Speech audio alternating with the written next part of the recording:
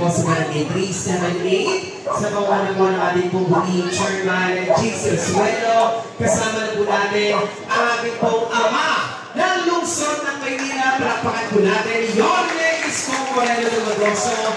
Kasama rin po ang ating pong buting Vice Mayor G. Atienza. At hindi po ang ating pong kapitbahay na kung saan ang ating pong ginagawang napansihan o Sarpa!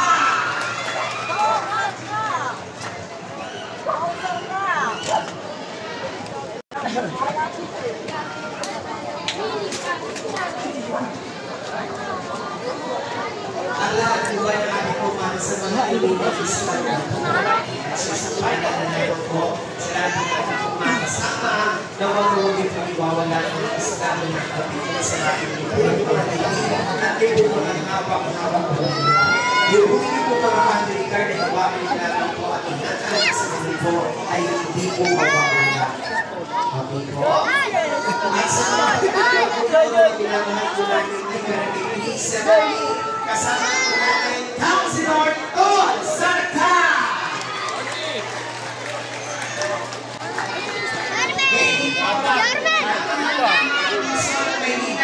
Yorme Isko Moreno Dumagoso, kasama ito ang ating buting Vice Mayor G. Atienza.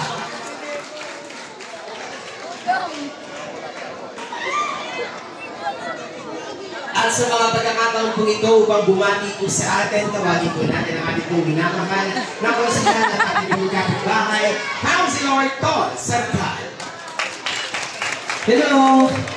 Magandang hapon po mga kapitbahay ko. Nandito lang po kami ng isang araw, nakausap na rin namin kayo.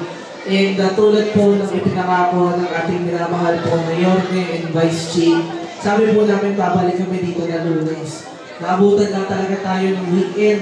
Sarado na po yung mga bangko ng panahon po na yun. Pero ito po, tinutupad po namin yung aming pangako sa inyo. Nandito po kami sa hirap at ginhawa. And sana po, aking mga kapitbahay ay dito po sa konting tulong po natin ay talagang makabaon na ulit tayo. And syempre naman, tulad ng sinabi ko po ng isang araw, alam ko rin naman po, ang aking mga kapitbahay ay palaban din naman po natin. Sa kung anumang pagsubok ang dumarating po sa harapan natin, ay lalaban pa rin tayo. Tama? Amen? At siguro ano na rin po, nakausap ko po si Vice Chief, with the help na rin po ng ating barangay, kila Chairman Jacobe, ay bukas po, may approve po natin yung pag-approve po ng state of calamity para magamit na rin po ng calamity funds ang inyong barangay para rin po mas makadagdag na tulong po sa inyong lahat. Kaya maraming salamat sa pagbibigay po ng pasensya ninyo. Maraming salamat rin kay Chairman Jigger na napailan po ng court po natin. And asahan po ninyo, talaga nandito po lagi kami sa inyo. And mahal na mahal po namin kayo lahat. Magandang hapon po. Maraming salamat po, Councilor Tol Sarka. And of course, maraming salamat din po, Chairman Jacobe of Barangay 375. At sa mga pagkakataon po ito, ibibigay ko naman po sa inyo upang bumate ang ating pong minamahal na Vice Alcalde ng lungsod ng Maynila. Palapakan po natin, Vice Mayor G. Atienza. Magandang hapon. Nung nandito kami na isang araw, umulan-ulan pa. Pero masaya ako dahil mukhang medyo mas maayos na maging yung mga mukha. Medyo meron ng pag-asa sa buhay. At nakita niyo naman, pag nangako si Yorme, talaga namang tinutupad. Kaya nandito kami ngayon para sa inyo. At makakaasa kayo na nandito lang lagi kami para sa inyo. Mahal sa kanila. Kapit lang ha, kaya. Kanta wala ng busis, dami ko ba? Liwanag sa dilim. Liwanag! Maraming salamat po, Vice Mayor Chi Atienza. At sa mga pagkakataon po ito, mga pinamahal po natin, taga-Barangay 375 at 378, palapakan po natin ang ama ng lungsod ng Maynila, Yorme Isko Moreno Dumagoso. Sexy ng host. Magandang araw sa inyo. Medyo maliwalas na ako. Anyway, katulad na nasabi ni Tol at ni Chi, nakagawa tayo ng paraan. May nakasabay pa kayo. Isang palo at saka tundo. So, araruhin ko ngayong maghapon. Ito, District 3, 4, saka 1. Lahat tinanda ko kaninang umaga. At kanina, nakapag-withdraw na. At ngayon, at least makakamit nyo na yung tulong ng siyudad ng Maynila. Pero, gusto ko dito ko na rin sabihin, na-excite naman ako sabihin. Minsan pagka para sa tao, mas excited ako. Gusto ko lang ipapatid sa inyo. Last week, ang inaayos ko, basura. Lahat yun, inaayos ko. At maaari, makaipas tayo sa garbage crisis. Mukhang bumubuti na. Mukhang umaayos na. Mukhang nag-normalize na. May mga tambak ko ba? Kaya, ang susunod kayo naman. Kayo naman, kung sabihin, huwag tayo maglalabas hanggang hindi. Sasabihin naman sa inyo ng barangay.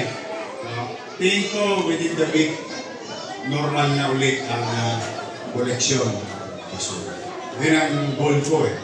Gusto ko mabilis kagad na mag-solve. Pero, hindi yun. Kaninang maga, meron kaming what you call regular monthly, regular weekly meeting. De hecho, gusto ko ipapatid sa inyo na yung pinoproblema natin sa 6 na ospital at health center na wala tayong gamot. Pag pumunta kayo ngayon doon, totoo dyan. Pagka mangyari, yung suliranin niyan, yan naman ang tatrabawin ko ngayong linggo. Sabihin, ano yung sabihin? Dito ko nagsishare ha. Nakahanap ako kanina. Almost,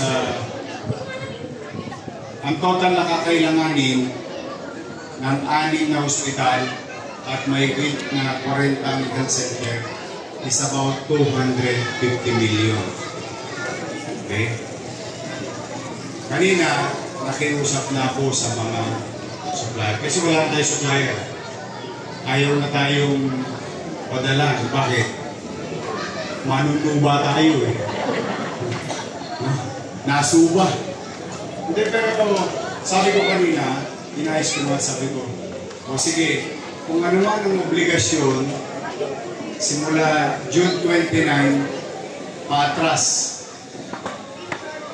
At kung ano ang magiging obligasyon ko, simula July 1 hanggang December 31 bilang takante. Sabi ko, pwede ba makisuyo? Dalhan na kami at sisiguratin ko, babayaran tayo kung ano makukonsumo ko ng July 1 hanggang December 31. At kung ano naman ang lumang obligasyon, bububayin ko na lang kayo. Bulo-bulo. Drops. Hanggang sa mga ito. Ngayon, siguro, bigay kita lang ako ng isang araw o dalawa, magdi-decision na sila kung babalik pa ang supplier. Gusto ko, matulog kayo maibig, manakag kayo, lahat ginagawa ko na mag-normalize na ang supply ng gamot at gamit sa ospital natin at kaya mga lalato ko, mga nanay-tatay ko, siguro yung mga maintenance nyo, saka yung mga test food, yung mga vitamins, siguro mga isang araw, 2 araw, i-announce ko naman eh, kung sarado yan. Kaya lang excited lang ako na i-share sa inyo as a matter of hope. Alam ko, nahirapan ang dami nyo yun, asiko lang kayo. Baka mangailangan kayo ng gamot. At least, meron na kayong tinatanaw. Meron na kayong tatanawin na unti-unti nang nagbabago at naayos ang problema ng puso. So, mag-ready na kayo, mag-gayak na kayo, mag-announce mo, meron na, tirahin nyo na. Kasi mga maintenance ng mga lola ko, mga vitamins. So yan ang update ngayon. Ang after niyan, ang susunod ko naman ayusin yung pananalapi. Basura, gamot, tas pananalapi. Hanggang sa for the meantime ngayon, gusto lang namin ipatotoo sa inyo na kayang kumilos ng gobyerno na mabilis. Kaya. At kakayanin natin.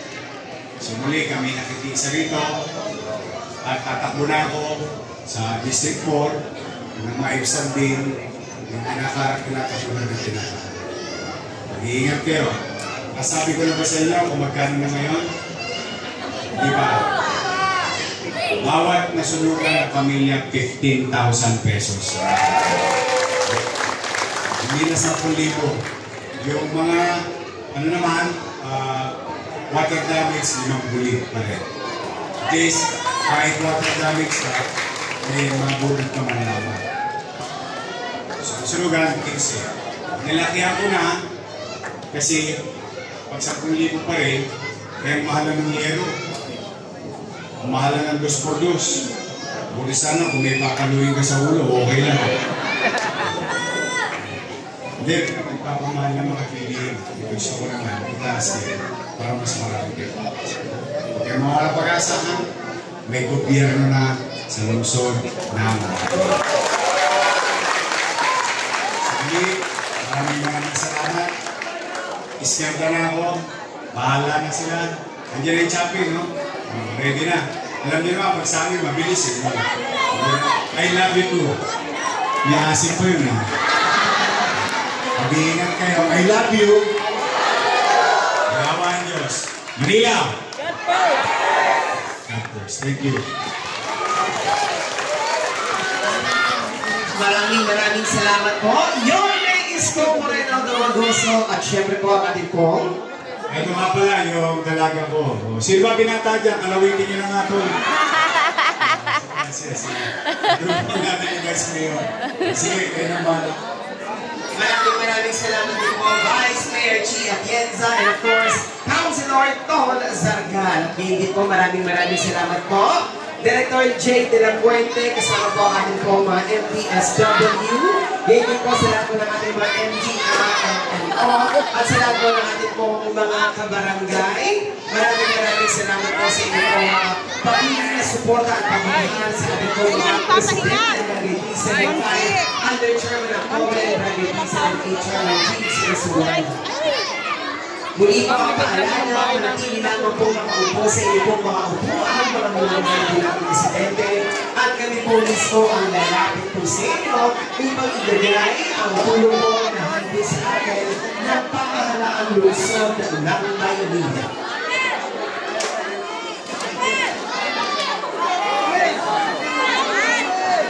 Muli po, maraming kaya po mga kuya at ito, mga kailangan po tayo mag-upo sa ating po mga upuan at hayaan po natin natin po mga staff at sa lalapit po sa inyo para po i-guide po kayo. Maraming salamat po ulit. Salamat po ng ating po mga barangay lalo, barangay officials, barangay officials, at ito po ng ating po MPSW Director, Sir J. De La Puente, sa kanya po mga staff. Maraming salamat po.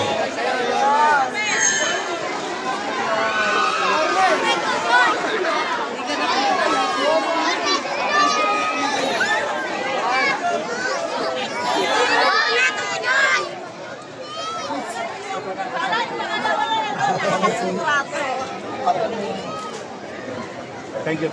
Diba? Ang bangus. Si nanay ah.